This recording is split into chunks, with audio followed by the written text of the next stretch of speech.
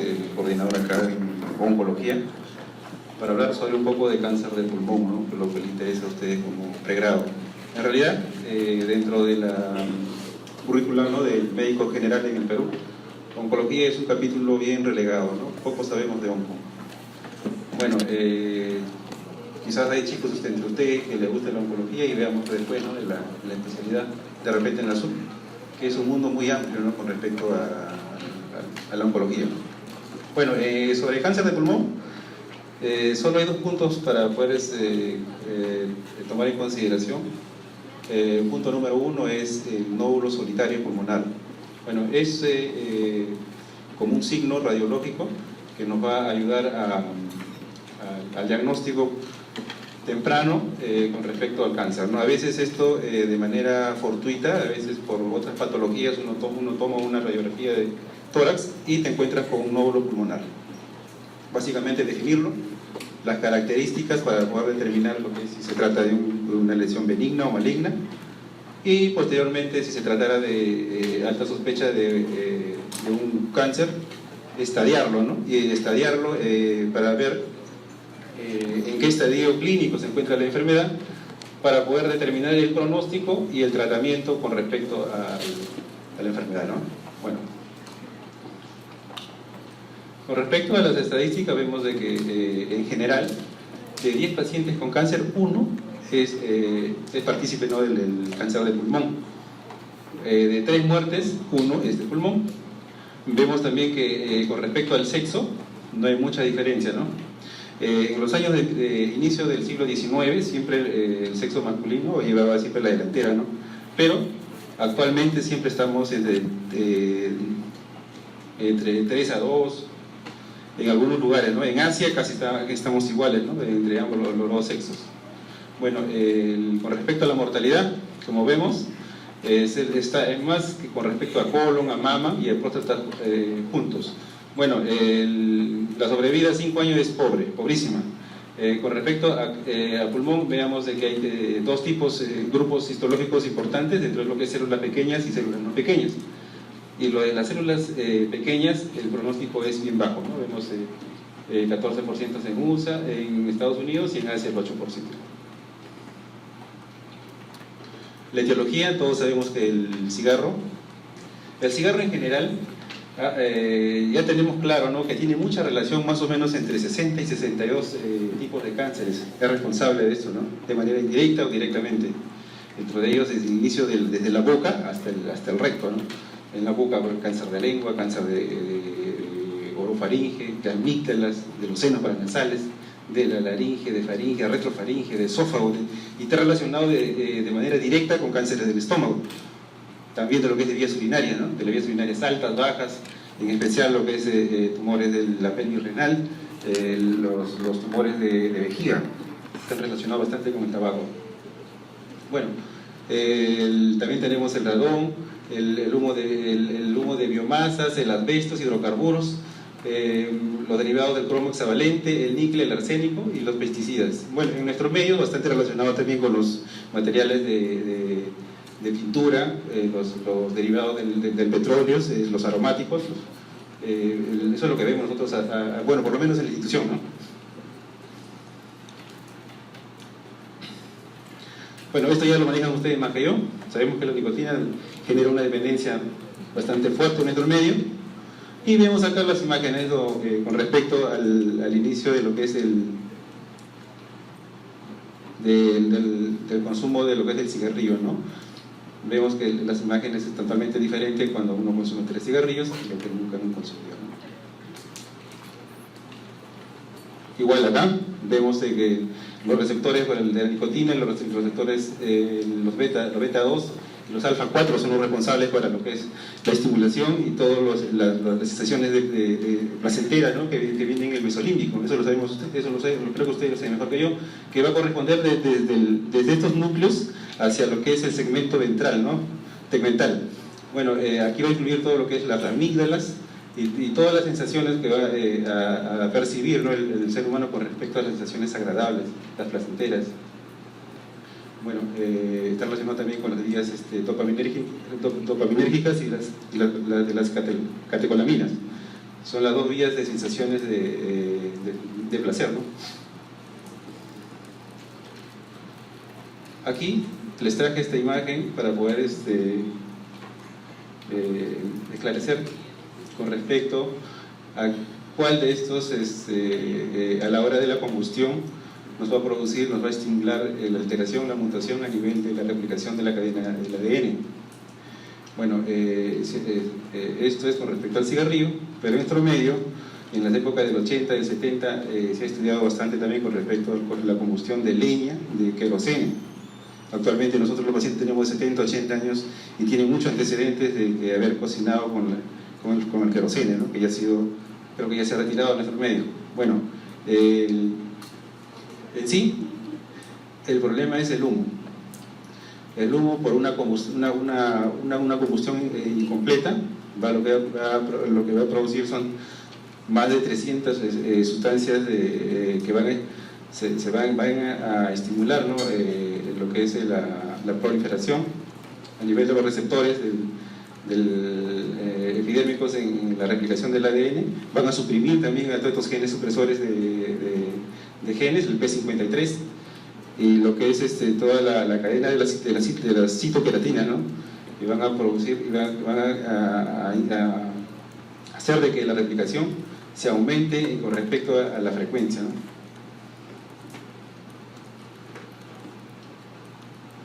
Aquí vemos a la combustión incompleta, ¿no? Que va a llegar. En realidad, el que sí hemos estudiado ha sido el benzopireno. Va a llegar a la cadena del ADN. Bueno, el ADN, para replicarse, va a necesitar primero los receptores epidérmicos de estimulación, de señalización. Va a necesitar de genes que van a suprimir unas replicaciones erróneas. Va a necesitar de unos genes que va a reparar el gen que está dañado. Por ejemplo, hay una señalización, se envía al ADN para replicarse, pero llega a producirse una delección. O sea, se produce una copia, pero fallada. Entonces, ¿qué hace el P53? El P53 es una proteína que va a detectar que la replicación tiene una falla y lo va a inducir por medio de apoptosis a que esto muera. ¿Qué pasa cuando se muta el P53? Ese proceso va a pasar por alto y el defecto va a seguir. Entonces es una mutación y eso posteriormente se va a repercutir con lo que es el proceso tumoral. Y así como el P53 hay otras vías, no solamente de inducir a la muerte celular, sino también a la replicación, a la señalización, a la inestabilidad de satélites a nivel del ADN. Es bien complejo en realidad, es bien complejo poder explicarlo, pero no sé si tienen la idea, ¿no?, de que tiene mucho que ver esto de acá, que va a actuar a nivel de los genes supresores en las vías de señalización y lo que es en los receptores epidérmicos para replicarlo. Bueno, cómo termina como la mutación. Bueno, este proceso creo que ustedes lo han llevado ya en fisiología. Vemos acá la detoxificación. En realidad lo que se ha estudiado, lo que les mencioné, ¿no?, el benzopireno. Eso se estudia in vitro. Bueno, sabemos que el citocromo P450 es el responsable del metabolismo a nivel del hígado de todo lo que ingresa, ¿no? Puede ser por vía digestiva, por la vía aérea, endovenoso, en este caso la nicotina, ¿no? Y acá tenemos a este grupo de genes que son responsables de toda la detoxificación a nivel de nuestro cuerpo. El problema puede pasar acá, que estos genes pueden producir una delección y no se produzca el proceso de detoxificación de manera normal, y hace de que todo el metabolismo de la nicotina esté en el torrente sanguíneo y por ende va a tener que estimular a todo el proceso de replicación a nivel del cuerpo. Como les mencioné, lo importante es definir un nódulo pulmonar. El nódulo pulmonar es el signo principal, es el punto de partida para poder pensar nosotros en un cáncer de pulmón. Uno, El cáncer de pulmón, más del 70-80% de pacientes son asintomáticos. Son pacientes que llevan una vida normal, pero el cáncer lo tienen, está en proceso, ¿no? Que no se manifiesta clínicamente. Entonces, a veces por otras enfermedades de tipo benignas, o puede ser por un chequeo habitual, se toma una radiografía y se da con la sorpresa de que tiene un nódulo pulmonar. El nódulo pulmonar lo definen como una lesión no más de 3 centímetros, pero tiene que estar rodeado de un parénquima pulmonar sano. Son los dos criterios que tienen que mantenerse, ¿no?, para poder pensar que es un nódulo pulmonar. Los nódulos pulmonar, casi el 90% son benignos, los de 1 centímetro, ¿no? Pero los pasados de mayor de 3 centímetros ya se considera como una masa tumoral. También tiene sus características con respecto a si es un nódulo sólido o es un nódulo subsólido, ¿no? Los nódulos sólidos generalmente son benignos, y los subsólidos siempre hay que pensar, ¿no?, que hay algo malo ahí. La tasa de crecimiento quiere decir de que si yo encuentro un nódulo pulmonar entre 2 centímetros, solo lo voy a observar, porque estoy pensando que el 90% es benigno, y le doy un tiempo prudente para poderlo controlar. Si en ese tiempo de 18 meses a 2 años, en otra literatura mencionan que ha crecido más del 50%, entonces me hace pensar que es un tumor maligno, ¿no? Y bueno, subsiguientemente el tratamiento que corresponde. Pero si el nódulo se mantiene con las mismas características, entonces definitivamente sería un benigno y solamente observarlo. Con respecto a la morfología, este nódulo generalmente, el benigno, son ovoides, son de bordes definidos, con respecto a los malignos, tienen unos bordes espiculados, no son irregulares, espiculados, estrellados. Eso también nos hace pensar de que sería algo malo, ¿no? A pesar de que un nódulo puede ser de 1.5 centímetros, pero tiene la morfología es irregular, estrellada, y tiene calcio excéntrico, entonces me hace pensar de que sea algo malo. Bueno, la presencia, ¿no?, como le decía, del calcio grasa. El calcio debe ser central, debe ser laminada, y hay un signo que siempre lo vemos, ¿no?, en la tomografía, que es el signo de Popov, que nos hace pensar que es algo benigno, ¿no? Y cuando hay calcificación excéntrica, se trataría más de un nódulo pulmonar maligno. Bueno, una vez que nosotros agarramos al paciente, vemos un nódulo, lo clasificamos, nos dice, ¿es malo o bueno? Si es bueno, ¿cuánto mide? Y le damos el tiempo necesario para poder controlarlo, ¿no? Y si es algo malo, ver de qué se trata, el diagnóstico, ¿qué viene seguidamente? Bueno, histológicamente, el cáncer de pulmón los han dividido en 2 grandes grupos, ¿no?, en células no pequeñas y en células pequeñas. Pero adicionalmente, los tumores en neuroendocrino del pulmón, que son poco frecuentes, pero que siempre a veces encontramos, ¿no? Por ahí nos da una sorpresa y es un tumor que no vemos frecuentemente, pero el cáncer de células no pequeñas y células pequeñas son los más frecuentes, ¿no? Más o menos entre el 80 y 90% de pacientes presentan ese tipo, ¿no?, de histología. Bueno, dentro de las células no pequeñas tenemos el adenocarcinoma, carcinoma epidermoide y el carcinoma de célula grande. Dentro de los tumores neuroendocrinos del pulmón tenemos el carcinoma típico de bajo grado, el carcinoma atípico, el de alto grado, y el cáncer de células pequeñas y el cáncer neuroendocrínico de células grandes. Aquí les traje la presentación clínica con respecto a los tipos de cáncer de células no pequeñas, ¿no?, con respecto a si es periférico o si es a nivel central, y lo que es la parte clínica, la tos, la hemoptisis, la sibilancia, el histrión. En realidad, la parte clínica es consecuencia del estadio clínico de la enfermedad. Puede ser, por ejemplo, de que esté obstruyendo una gran vía.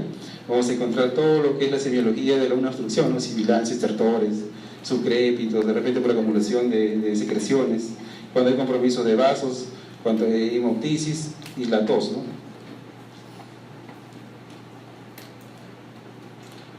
Acá, como le mencionaba, esto sería un nódulo de bordes irregulares, tiene calcificación excéntrica, creo que mide más de 3 centímetros, entonces, y está periféricamente. Vemos también de que el parénquima está completamente sano. no vemos que haya compromiso a nivel del parénquima, que aquí sí vemos, ¿no? Aquí me aparece una cavidad con respecto a una calcificación. De la misma manera vemos acá, ¿no? Esto es lo que llaman el nodo subsólido, o sea, es un nódulo más o menos no tan circunscrito, no vemos de que tiene casi como si fuera un vidrio esmerilado al contorno alrededor, ¿no? Y igual lo vemos acá.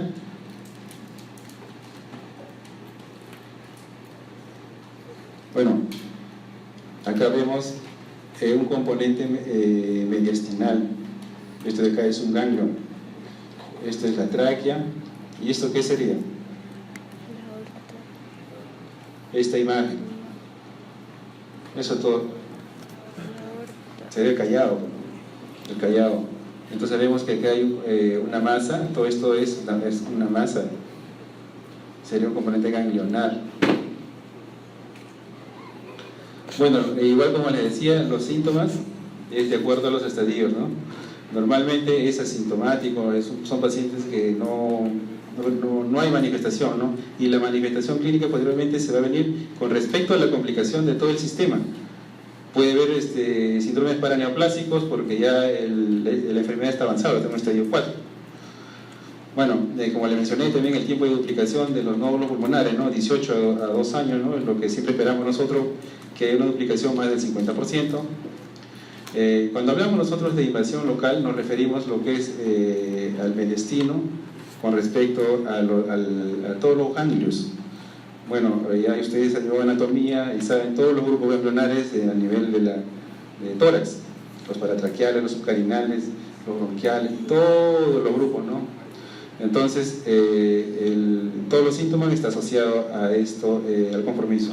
Puede ser de que se hayan comprometido, por ejemplo, la cadena simpática, o puede ser el frénico, o puede ser el laringio recurrente, y con respecto a esos, al compromiso de estos órganos, pues se va a la sintomatología, ¿no? Vas a encontrar estertores, vas a encontrar estridor laringio, vas a encontrar el famoso hipo por compromiso del frénico, vas a encontrar lo que es el síndrome de Pancoas, que ustedes lo conocen, el de Horner, por compromiso de la cadena ganglionar parasimpática, ¿no? Y cuando hacen metástasis quiere decir de que el cáncer se ha diseminado desde el primario a un siguiente órgano.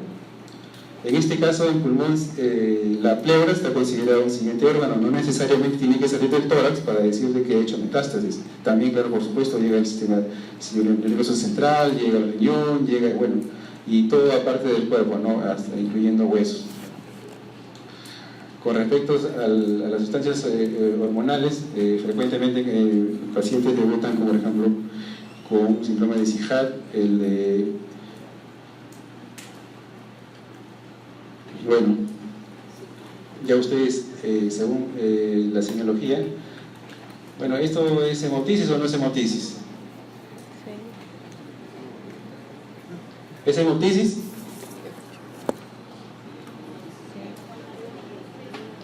¿O es un esputo hemotoico? ¿O es una vómica? No, vómica no es. En realidad, la semiología dice mucho con respecto a la hora de explorar a una enfermedad, ¿no? Esto es un esputo hemotoico, lo he colocado, bueno, siempre cuando hablamos de hemotisis, o de repente en emergencia dice paciente con hemotisis, el paciente más que hace un esputo hemotoico, ¿no? Entonces, hemotisis se define de manera muy diferente con respecto al volumen, la frecuencia, la cantidad y todo, y el compromiso hemodinámico también, ¿no? Para poder al final determinar el grado y darle el tratamiento correcto, ¿no? ¿Y la vómica? ¿Cómo lo definen la vómica?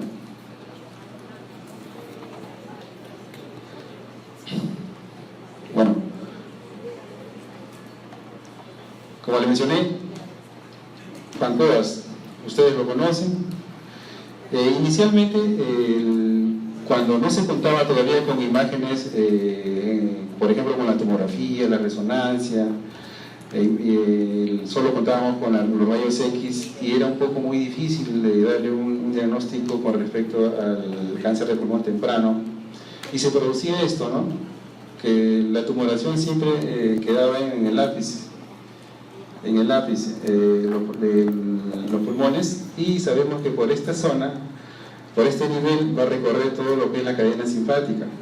Van a ser también el plexo braquial, ¿no? Tenemos el T1 y el C8, ¿no? En esa zona. Y con respecto al compromiso de esto, toda la sintomatología ustedes se encuentran, ¿no? Van a encontrar un Horner, van a encontrar incluso en etapa más avanzada disminución de fuerza de hombro, de miembros superiores, mientras que la parte del parénquima pulmonar no ha sido tan afectado. Puede haber compromiso también de lo que es de la vena cava superior, de grandes vasos que van a producir el famoso síndrome de vena cava superior, una obstrucción, ¿no? Un edema de hombros, con ensanchamiento de cuello, edema facial. La disfonía, bastante asociada al cáncer de pulmón, porque sabemos que hay compromiso de laringe recurrente. Este es una laringe normal. Cuando le dice señor DI, entonces se abren las dos cuerdas bucales de manera simétricas, y cuando dice la cierra, igual. Entonces, en esta posición, las cuerdas bucales debería estar cerrado. Vemos que acá no. Entonces hay una parálisis de la laringe recurrente, ¿no? Frecuentemente esto vemos también en cirugía de tiroides. A veces en la cirugía buscar al nervio recurrente es un poco difícil y se secciona el nervio, ¿no? Y este paciente termina con esta disfonía. También se ve bastante frecuente con lo que es cáncer de pulmón. La efusión pleural, bueno, esto es cuando hay compromiso ya de lo que es de la pleura, de metástasis a nivel pleural. Vamos a encontrar lo que es el famoso derrame pleural. Es parte de que va a producir una dificultad respiratoria, una ira tipo 1, y el tratamiento va dirigido a mejorar esto, ¿no? A drenarlo. Se hace a través de un dren fino, se hace pues un tubo traqueal para poder drenarlo. A veces uno encuentra acá piotórax, encuentras neumotórax, encuentras hemotórax, o sencillamente encuentras un líquido, ¿no? Un derrame pleural.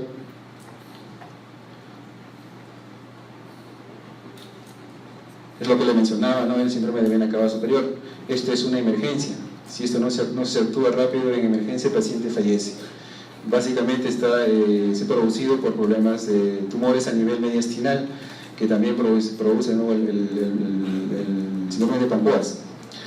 En nuestro medio, lo que es el linfoma mediastinal anterior produce bastantes lo que es síndrome de obstrucción de vena cava superior, ¿no? Vemos el edema que produce el ensanchamiento, la renitis y lo que es la dificultad respiratoria. Llega a veces a lateralizar la tráquea y a obstruir la vía superior. Ellos mueren principalmente no por problemas de vía aérea superior, se obstruyen a tal punto que no se pueden intubar ni se puede hacer una traqueotomía. Bueno, la caquexia. La caquexia es un signo en general, ¿no? del cáncer. Básicamente, por ejemplo, del pulmón, el de riñón, el de colon, el de estómago. Estos pacientes es completamente desnutridos, ¿no? Caquécticos. Y la acropaquia. Bueno, actualmente por el interés de la salud y bueno, ya los pacientes tienden ya a tener esa cultura, ¿no? De prevenirlo. Es un poco difícil. Bueno, yo en estos 4 años de la residencia no he visto todavía en este estado, ¿no? Un paciente de cáncer de pulmón. Los síndromes craneoplásicos, bueno, en realidad están definidos manifestaciones clínicas como con respuesta a la alteración de todo el medio interno, ¿no? Puede ser hormonal, puede ser, bueno, de otro tipo, ¿no? Y que va a producir, ¿no? Estas manifestaciones, ¿no? Por ejemplo, acá vemos el síndrome de Cushing, es frecuentemente con el cáncer de células no pequeñas. Vamos a encontrar la ginecomastia. Bueno, esto es un signo de mal pronóstico, ¿no? Para los que tienen ese tipo de histología. La hipercalcemia también es otro problema, ¿no? Se da bastante frecuente en células no pequeñas de tipo escamoso. El Shihad igual, de tal manera, pero en células no pequeñas el pronóstico no no afecta mucho, ¿no? En realidad, el pronóstico en general de esto es malo, ¿no? Bueno, el síndrome de Eaton-Lambert, ¿no? Este es un síndrome neurológico. Este es, en general, esto es una respuesta autoinmune presináptica que va a producir como disminución de todo lo que es los músculos y una debilidad, ¿no? También se produce por células de no pequeña. La osteoartropatía pulmonar hipertrófica también, ¿no? Eso es en el adenocarcinoma. Este es un tipo histológico del no pequeño, ¿no? Después neuropatías periféricas, la poliomiositis, ¿no? Y los tumores neuroendocrinos, ¿no? Que producen a nivel del páncreas, que también va a producir un síndrome paraneoplásico, ¿no? Por ejemplo, acá el lipoma light, bastante relacionado con la secreción del glucagón. Para llegar al diagnóstico, una vez que llega un paciente, vemos, definimos nuestro nódulo pulmonar y vamos más al fondo, ¿no? ¿De qué se trata? ¿Se trata de un cáncer o sencillamente se trata de una patología benigna? Entonces, una de las pruebas que normalmente nosotros hacemos es la broncofibroscopía, la mediastinoscopía, hacemos el BIPA, hacemos lo que es la toracocentesis y la masitología, ¿no? Y por último hacemos la VATS, es la videotoracocentesis asistida, ¿no? Es una cirugía uniportal que entramos y sacamos la lesión para poder estudiarlo y definir posteriormente, ¿no? Bueno, en este caso esta imagen es una broncoscopía, vemos que este es un tumor a nivel bronquial. Entonces, si se dan cuenta, aquí está el tumor, en la tomografía, y nosotros ingresamos y lo vemos ahí, sacamos la biopsia para poder estudiar de qué se trata, ¿no? Tiene una sensibilidad de 40 a 95% y un falso negativo de 10 a 28. Esto es la BIPA. Nosotros vemos acá el nódulo, vemos un nódulo especulado de gran tamaño, más de 3 centímetros. Entonces lo llevamos a la tomografía, un 3D, localizamos la lesión, ingresamos con una aguja y aspiramos toda parte de la lesión, ¿no? Y esto va a citología. Citología nos va a informar si se trata de un cáncer de pulmón o se trata de una patología benigna, no puede ser un proceso residual. Tiene una sensibilidad de 85 a 95% también. Esto es lo que nosotros más frecuentemente usamos en INEM.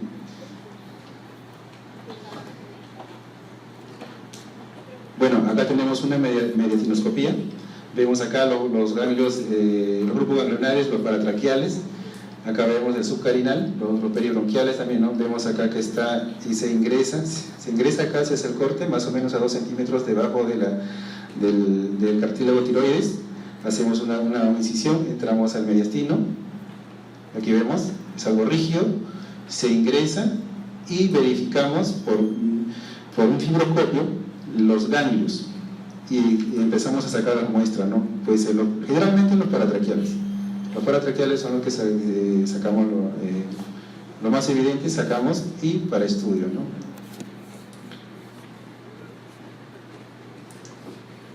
Bueno, otra de las cosas que siempre hemos usado, lo que mencioné, es la VATS. La VATS es la videotoraco asistida. Se hace una incisión en el sexto espacio o dependiendo de la ubicación de la lesión, se ingresa con una videocámara y se ingresa con los instrumentos, ¿no? Ubicamos la lesión y retiramos. También podemos hacer un drenaje pleural, podemos ingresar con un tubo, podemos ingresar con un dren fino de 14 French, ingresamos, sacamos la muestra. Bueno, estos son los puntos de ingreso tanto para el fibroscopio y como para ver lo que es los equipos quirúrgicos, ¿no? Para poder hacer la resección.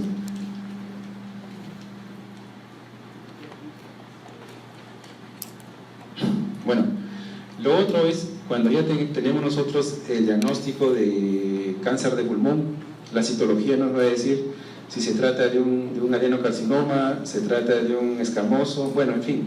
Entonces, lo siguiente que nos toca es estadiarlo. Y la tomografía es el estándar para poder hacer el estudio de imágenes y para poder estadiar, nos va a decir el compromiso de la enfermedad, si está localizado localmente, regionalmente, o ya salió, ¿no? Una metástasis. En este caso, por ejemplo, nosotros acá podemos ver, este es el hígado, vemos acá una gran metástasis, ¿no? igual acá, y hay compromiso metastásico. En esta ventana se usa para ver lo que es el compromiso ganglionar a nivel mediastinal, que son estas zonas. Y aquí vemos, ¿no?, lo que es la lesión del cáncer. ¿El estadio para qué nos va a servir? Normalmente se conoce como el TNM. El T es el tamaño del tumor, el N nos va a definir la cantidad de ganglios que se han comprometido, y el M es la metástasis. Aquí vemos, este es una tomo cerebral normal, y acá vemos las metástasis, ¿no? Vemos múltiples. Igual, esta es una imagen de una gammagrafía ósea. Bueno, vemos que en estas zonas hay hipercaptación, ¿no? Vemos incluso acá a nivel renal. Entonces estamos pensando de que hay compromiso ósteo y además compromiso renal, ¿no? En general, esto usamos tanto en cáncer de mama, próstata, pulmón, que son las patologías más frecuentes que va a metastasiar lo que es huesos. De igual manera acá vemos, ¿no?, la hipercaptación porque usan el tecnesio 95 para esto, ¿no? Bueno, es lo que le mencionaba el estadio. Es importantísimo, por lo que nosotros hacemos el estudio del paciente, definimos en qué estadio está y tenemos la obligación de decirle: señor, usted está en tal estadio, su pronóstico es esto y la oportunidad de tratamiento que tiene es esto. Le estamos ofreciendo este tratamiento porque es lo único que va a responder ahora, ¿no? En general, hasta el estadio 2 son quirúrgicos. Y a partir del estadio 2, el tratamiento es quimioterapia, radioterapia, generalmente de tipo paliativo, ¿no? Bueno, cuando hablamos acá, por ejemplo, el T nos habla del tamaño del tumor. Un T1 es un tumor menos de 2 centímetros. Entonces, pero se preguntará, dice: pero usted me ha dicho de que los nódulos de menos de 3 centímetros es benigno. ¿Por qué un T1 es menos de 2 centímetros? Volvamos atrás. No necesariamente el tamaño nos va a definir lo que es benigno. Las características, probablemente tendrá características que nos haga pensar que es un tumor maligno. Bueno, y además el T2 es un tumor de menos de 5 centímetros. Igual, el T2A es de 5 a 7 centímetros. T2B, mayor de 7 centímetros. El T3 ya es un tumor que pasa de 7 centímetros, ¿no? Y el T4 es un tumor ya que ha salido o ha comprometido, que es a un lóbulo o a otro pulmón, ¿no? Y el T4 ya es, en general, compromete todo que es otro órgano, puede ser de extensión hepática, óseo, cerebral, ¿no? Bueno, y acá tenemos también los compromisos ganglionares y lo que es metástasis. Bueno, los estadios, por ejemplo, el 1A, el 2A, el 3A, el 4, el 3B, ¿no? Igual el 1A, el 2A, el 3B, el 4B. Va a estar en relación a que es al tamaño tumoral, al compromiso ganglionar y a la metástasis. Este es con los estadios con respecto al pronóstico, ¿no? Vemos que el estadio más avanzado es el estadio 4. Estos se mueren rápido, se mueren en semanas. Pero el estadio 1, no. Tienen el 50%, por lo menos a 5 años, todavía sobreviven. Estos son los que generalmente son operados, ¿no? Igual el 2B y el 2A. El 3A vemos de que ya es un pronóstico más malo, ¿no? Y generalmente estos pacientes van a tratamientos complementarios, puede ser quimioterapia, puede ser terapias de diana en blanco, le llaman también las inmunoterapias, ¿no? Que actualmente están en ensayos y que en realidad están dando resultados, pero no tan esperanzadores. El tratamiento básicamente es, ya, bueno, vamos a decir que la cirugía es el estándar acá en el pulmón, es lo que te va a dar el tratamiento curativo, siempre y cuando sea un estadio temprano, estamos en 1A. El tratamiento médico, que viene a ser aquí, incluye lo que es la quimioterapia, incluye lo que es el tratamiento paliativo, bueno, y la radioterapia que se da para pacientes que han sido operados, al margen de que han sido operados, a la hora de evaluar la pieza quirúrgica, salen los bordes que se han comprometido, o sea que todavía ha quedado algo de enfermedad, entonces se da una terapia complementaria con radioterapia.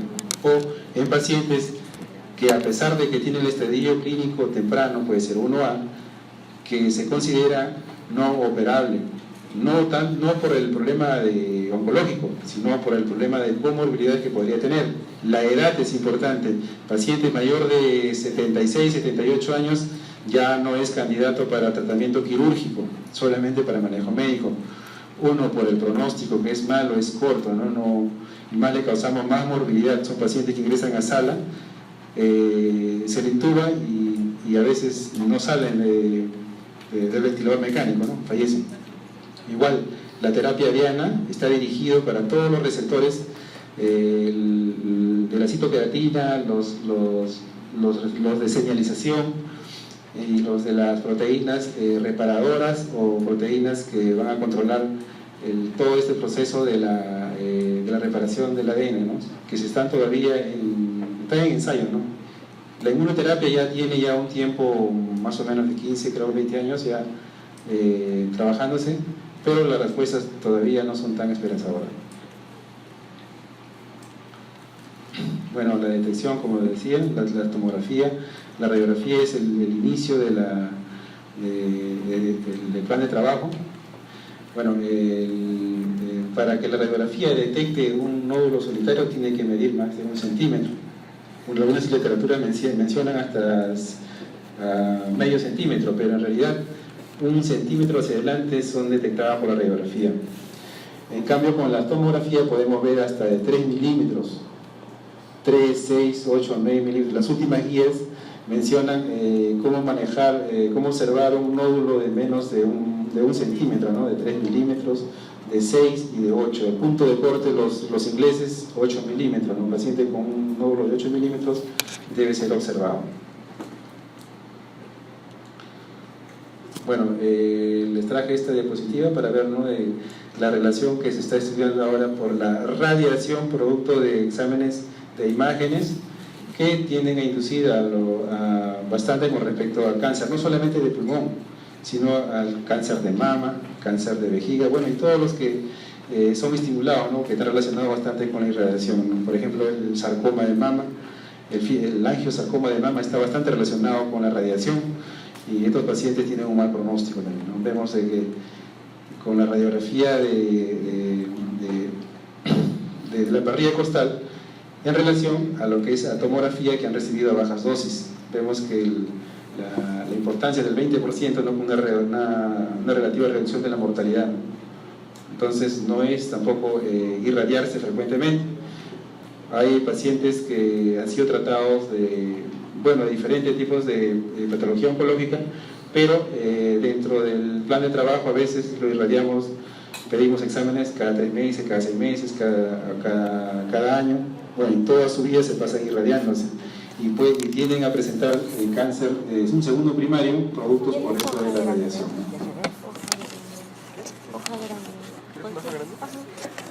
Bueno, con respecto a la prevención, sabemos que es el único factor que está relacionado directamente con el cáncer de pulmón es el tabaco, la nicotina. Bueno, vemos acá el tiempo de uso, y la reducción del riesgo. Vemos de acá de 40, 50, 40, 30, y los que dejan de fumar, Vemos de que el riesgo disminuye con respecto al dejar de fumar. Bueno, se menciona que tiene que pasar 25 años máximo para poder decir de que tienes un riesgo mínimo menos del 5% de producir cáncer. Bueno, si has fumado hasta hoy, tendrás que dejar de esperar 25 años para que puedas tener un riesgo bajo de no presentar cualquier tipo de cáncer, en especial lo que es de pulmón. Bueno chicos, creo que esta es la última diapositiva.